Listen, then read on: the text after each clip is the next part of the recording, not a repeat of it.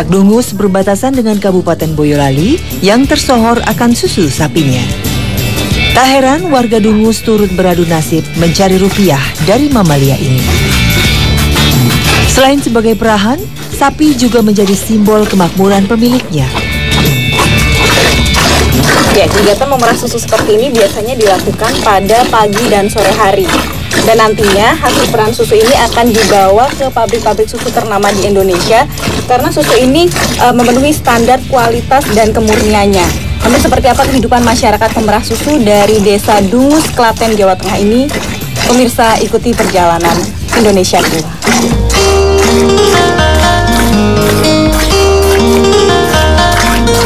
Dalam sehari, rata-rata Eko mendapatkan 55 liter susu dari 5 ekor sapi perahnya. Hasil perahan akan ditampung di koperasi unit desa. Setiap jam 6 pagi dan jam 2 siang, warga membawa panci berisi susu ke tempat pengepul. Mereka mengantri untuk menyetor hasil perahan. Kendaraan dari koperasi unit desa inilah yang setiap hari mengangkut susu dari Desa Dungus. Sebelum berangkat membawa kumpulan susu, petugas terlebih dahulu menguji kualitasnya.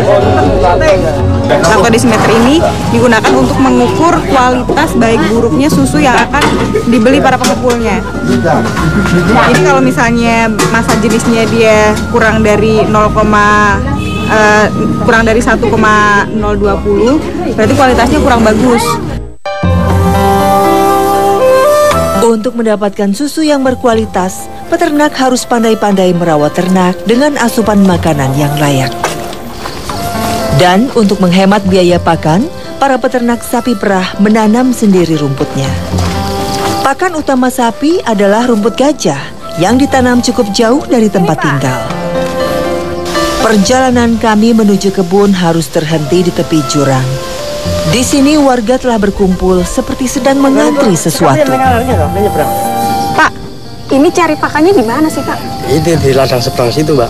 Ladang seberang sana? Iya. Terus kalau misalnya nyebrang itu? Ya lewat ini, lewat tali ini, cuma satu-satunya jalan cuma ini. Lewat tali ini? Iya. Nggak ada jembatan, Pak? Itu dulu dari warga bikin jembatan itu ternyata belum ada 3 bulan udah roboh. Sudah 3 bulan lamanya jembatan yang dibangun warga ambrol diterjang banjir. Puing-puing bambu di dasar jurang menjadi saksi bisu keganasan derasnya arus menggerus dinding-dinding tebing di kala itu. Warga memutar otak mendapatkan cara untuk bisa menyeberang.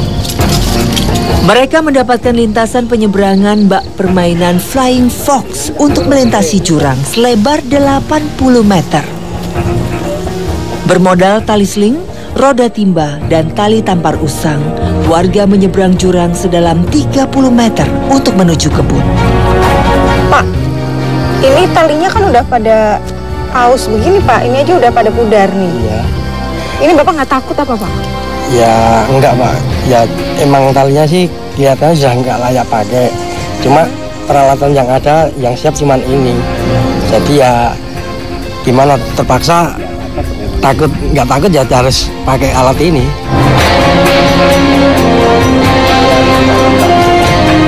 Karena di seberang belum ada orang, penyeberang pertama harus menarik tali sendiri agar sampai tujuan. Kuat, Pak? Ya alhamdulillah dengan terpaksa kuat, Mbak. Ya.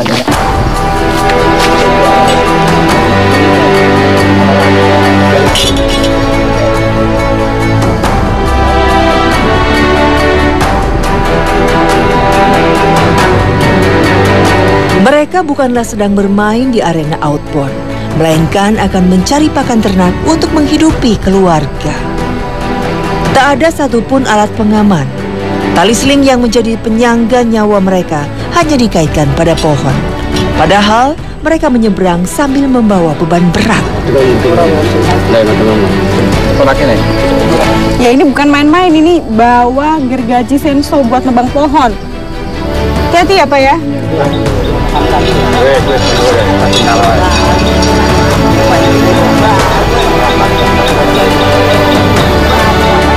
Wow.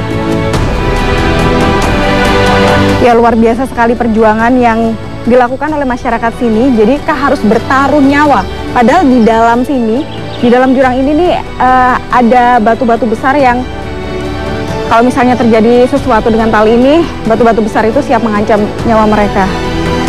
Ini siap nyebrang, Pak? Siap. Hati-hati, Pak ya. Ya.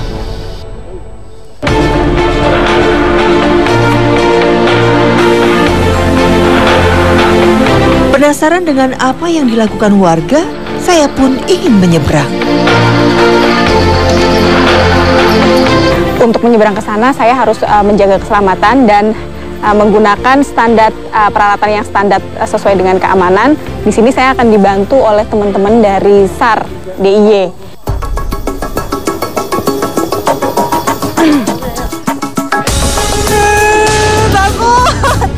Rasa takut untuk menyeberangi jurang ini tak dapat saya pungkiri, meski telah dilengkapi alat pengaman ganda. Akhirnya sampai juga. Alhamdulillah. Merinding pemirsa.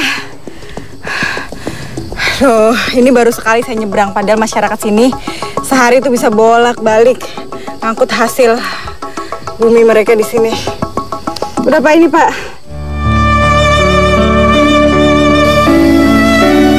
Dusun Dungus berada di lereng Gunung Merapi.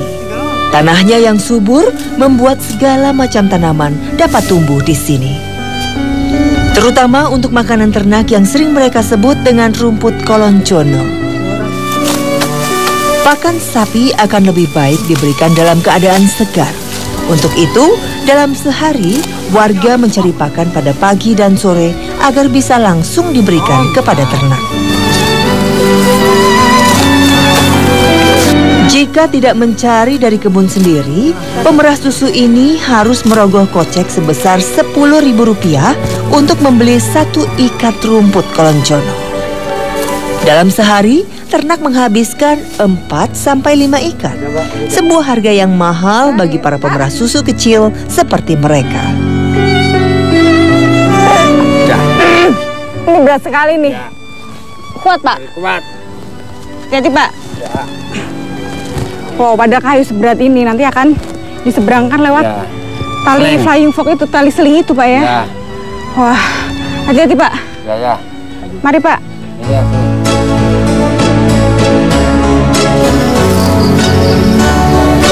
Para wanita bahkan yang telah berusia lanjut pun menggantungkan hidupnya dari hasil bumi di ladang. Penyeberangan dengan tali seling dan roda timba yang mengerikan membuat mereka mencari jalur alternatif, yaitu dengan cara memutar sejauh 5 km atau menuruni tebing. Mereka menyeberang dengan menapaki tepian jurang. Ini dilakukan karena mereka tak cukup nyali untuk menyeberang melalui tali seling. Curamnya jurang di lereng Merapi ini tak menghalangi langkah wanita-wanita ini untuk menuju kebun mencari pakan ternak. Mereka harus melangkah ekstra hati-hati. Tangga bambu kecil ini sedikit memudahkan mereka menyusuri turunan tebing. Iya, sudah 3 bulan lamanya mereka terpaksa harus bersahabat dengan kondisi seperti ini. Tidak melintas dengan tali seling bukan berarti mereka terbebas dari bahaya. Ada ancaman lain saat mereka menyusuri jalan ini. Dinding-dinding tebing yang rawan longsor justru menjadi ancaman lain bagi siapapun yang melintas di bawahnya. Hasil bumi sudah terkumpul. Kini saatnya memikirkan cara untuk membawanya pulang. Flying Fox sederhana ini akan mengangkut beban yang lebih berat dibandingkan saat mereka berangkat. Ini 3 ini semua punya Bapak? Iya. Jadi ini yang itu kan padi, Mbak, yang karung ini itu. Membawa ke sana Ya ntar susah nggak, Pak? Ya susah-susah enggak, Mbak. Masalahnya kan satu-satunya jalan ya cuman ini. Mereka hanya bertumpu pada tali tampar yang telah aus dan roda timba bekas. Kesadaran masyarakat akan standar keselamatan sangatlah minim. Mereka tak pernah tahu berapa kapasitas tumpuan dari tali-tali ini. Pohon mahoni yang menjadi tumpuan ikatan tali seling ini juga kondisinya sangat mengkhawatirkan. Beratnya beban ditambah struktur tanah yang gembur, lama-lama juga akan membuat pohon ini goyah. Apalagi jika tergerus air hujan. Ya ini udah siap diluncurkan, tapi di sini langit udah mulai mendung dan masyarakat di sini masih banyak yang ada di kampung ini. Kalau misalnya hujan turun, masyarakat di sini masih ada yang di sini dan tetap harus menyeberangkan hasil bumi mereka ke sana. Cuaca mulai redup. Warga yang sebelumnya sampai ke kebun dengan cara memutar dan melewati tebing, akhirnya memilih lintasan maut agar cepat sampai ke rumah mereka. Bahkan, ada yang nekat menyeberang dengan membawa anak-anak. Bu, ini kan biasanya nyebrang sini laki-laki. Ya ini coba-coba Mbak. Coba-coba? Wow. Ini kenapa nggak lewat bawah aja, Bu? Atau muter gitu? Mbak kelamaan lewat ke bawah.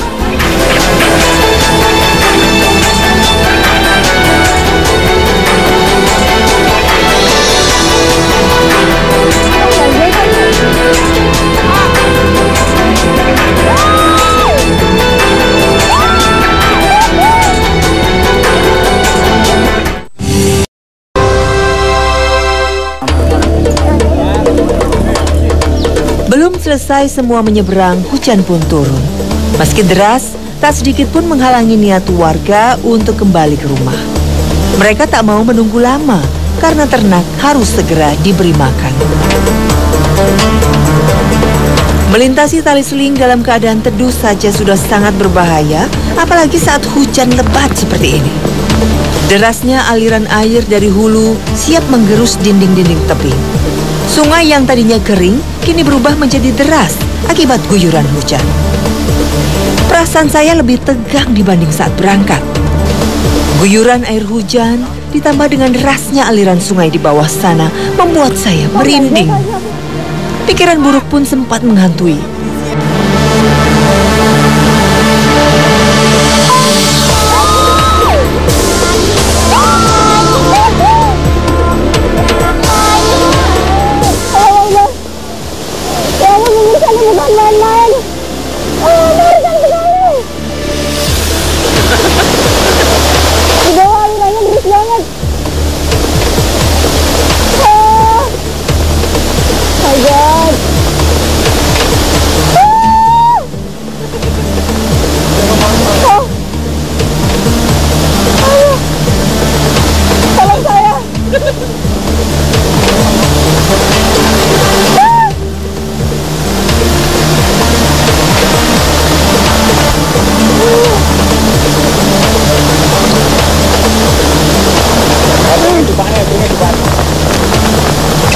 Ya beginilah susahnya. Warga di sini hanya untuk mencari pakan ternak. Nggak cuma di siang hari. Kalau misalnya hujan pun nggak menghalangi mereka untuk cari pakan seperti ini dengan alat transportasi yang hanya menggunakan satu tali ini. Dan ini berat banget loh.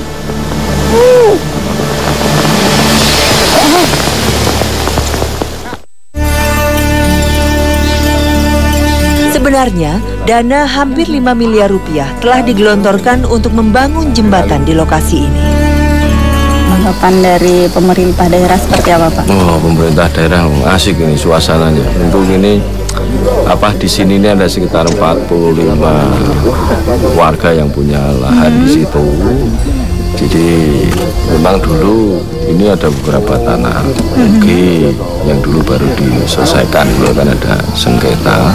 Berang bertaruh nyawa seperti ini apa dari pemerintah ini akan membiarkan terus seperti ini atau bagaimana nanti selanjutnya? Oh ya tentu tidak, kan tentu kita sudah sampaikan kepada BNPB pusat juga. Dan kemarin juga sudah disurvei di sini. Jembatan gantung yang ada itu yang di Kabupaten Klaten di lereng Merapi sekarang yang sudah dibangun ada 2. Satu titiknya itu hampir menghabiskan 4,7 miliar. Makanya insya Allah nanti ini pembangunan jembatan gantung itu di sebelah sana nanti, bukan di sini. Bukan jalannya yang sana tadi, yang jalan yang untuk parkir mobil itu bisa ke sana.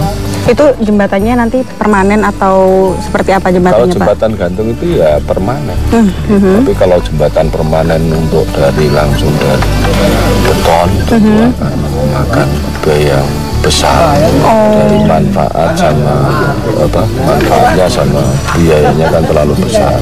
Mereka pun kan belum tentu untuk kendaraan besar. Jadi itu akan kita bangun untuk nantinya sebagai jembatan gantung saja ya. Jembatan gantung ya. Ini kan tapi lebih murah. Ini kan untuk menunggu pembangunan jembatan gantung ini kan cukup lama Pak prosesnya. Ini untuk selama menunggu pembangunan jembatan gantung itu seperti apa Pak? Selama menunggu jembatan gantung ya kita bikin aja bareng-bareng nanti sama warga gotong royong. Nanti ada bantuan dari kabupaten untuk bikin pakai bambu dulu sementara sambil menunggu pembangunan jembatan gantung. Oke. Pak, kesan-kesannya Pak melihat warganya yang harus menyeberang menggunakan flying fox seperti ini apa Pak? Kalau saya sendiri nggak berani nih.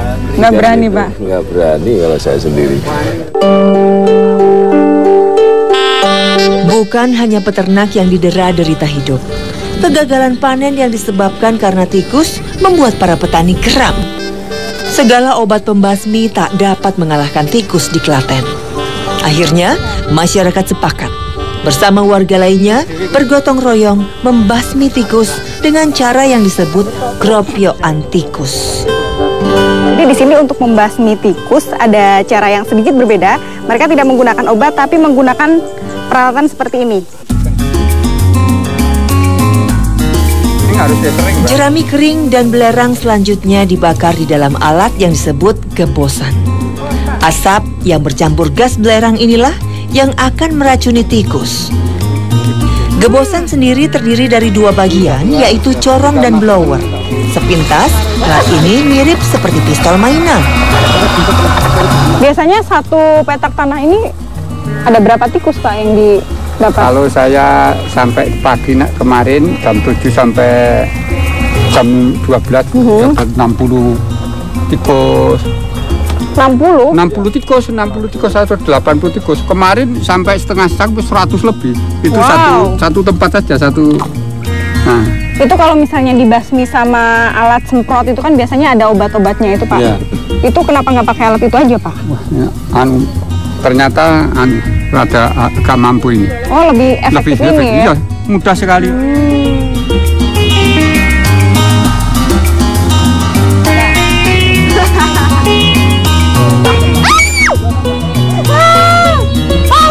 Pak.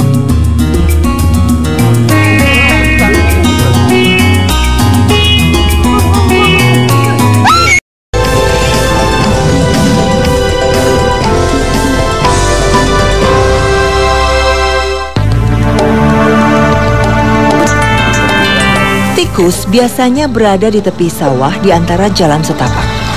Lubang-lubang yang menjadi jalan masuk tikus inilah yang akan disemprot. Nih, jadi kalau misalnya satu kelompok itu, kalau misalnya ada yang mengasap di sini, yang lain menunggu dari lubang-lubang yang ada di sebelah kiri kanannya. Karena biasanya tikus itu akan keluar dari lubang-lubang. Asap belerang yang mengandung racun sebenarnya juga berbahaya bagi manusia yang menghirupnya. Namun, tak ada masker atau alat pengaman yang digunakan oleh warga di sini. Setelah mengasapi beberapa lubang, akhirnya kami mendapatkan tikus pertama pada gropyoan kali ini. Udah Pak. Ya, ini dapat satu tikus. Tadi jadi lubangnya itu dia dalam banget sampai asapnya itu sampai tembus kemana-mana. Ini di dalam itu ada isinya berapa Pak kira-kira Pak? Ya, mungkin dua palingan ini minimal ada 2 di dalamnya. Wenten sarong lupu itu wenten. Enggak apa-apa, gaman. Enggak berani pegang. Tak berselang lama, kami mendapati lagi tikus yang telah teracuni oleh asap belerang. Hasil tangkapan kita kedua. Baru berapa? Belum ada 1 meter ini udah nangkap lagi. Nggak apa-apa Pak. Pas saya pegang pakai ini aja. Mati. Sudah mati kalau nggak kena asap sudah mati.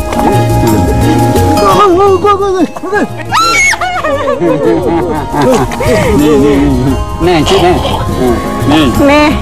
Ya ini pemirsa ternyata satu lubang itu ternyata isinya bisa paling minim 3 Pak, sampai 5, 4 minim itu yang besar-besar. satu lubang itu, jadi ternyata isinya itu bisa lebih dari satu tikus, bisa sampai 5, 4, bahkan minim kalau anak-anaknya ada dia bisa sampai banyak. 12 sampai 15 kalau ada tingginya. 15 Pak. Ya 12, 15 ya. Pak, 15 ini Pak. Satu persatu tikus tertangkap sampai akhirnya kami mendapatkan belasan tikus dari satu petak sawah. Ada yang mati. Ini dia nih hama yang membuat masyarakat di sini seringkali merugi akibat gagal panen. Gagal panen. Tikus tangkapan ini akan dikonsumsi sebagai lauk pauk. Memang sangat terdengar tak wajar. Namun bagi masyarakat sekitar daerah Delanggu, memakan tikus sawah bukanlah hal yang aneh. Mereka menganggap bahwa tikus sawah adalah hewan bersih pemakan padi. Terlepas dari masalah itu, tujuan utama penangkapan hama ini adalah untuk menyelamatkan padi mereka agar terhindar dari kerugian. Ya beginilah kesulitan yang dialami oleh para petani di daerah Delanggu, Klaten, Jawa Tengah. Mereka harus tetap bertahan hidup dengan segala cara. Meski terkadang, kegagalan panen pun tidak dapat dihindarkan. Kesulitan yang dialami masyarakat sini, seperti ayam yang mati di tengah lumbung padi mereka sendiri. Demikian Indonesia Aku kali ini. Sampai jumpa.